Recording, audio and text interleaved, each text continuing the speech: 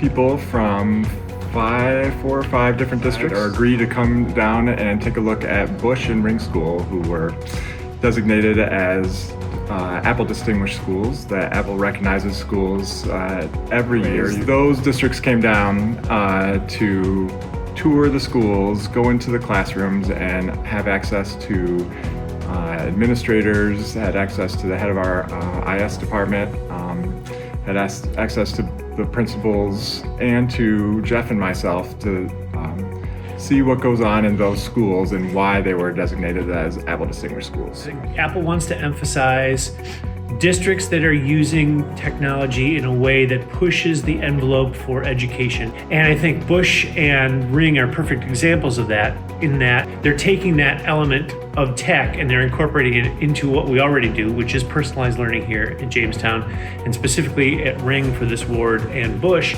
and showing that that tool for learning can set the kids free in terms of how it is that they produce content, how they consume content, and what they do with it once they get that content and show their learning in so many creative ways.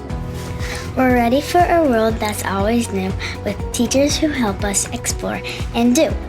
They spark our minds, let curiosity grow, with projects and teamwork that help us glow.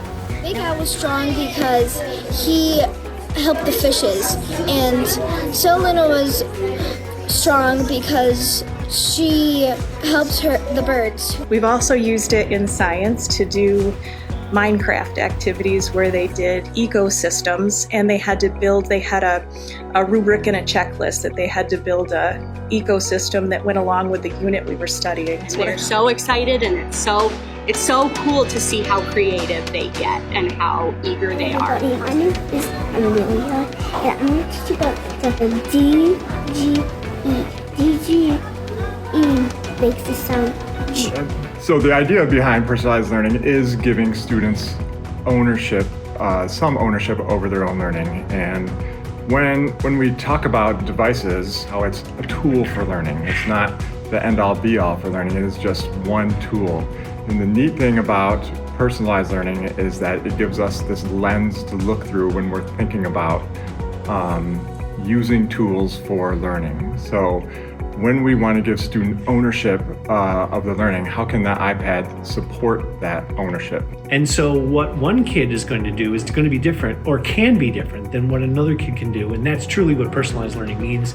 One of the other things that I really took out of the day was a couple of teachers from Fredonia and a couple of teachers from Cat Allegheny BOCES also pointed out just how great the rooms felt in terms of the atmosphere that the teachers had created. Everything was just calm and relaxed, and they said, this is a learning environment in which I want to be.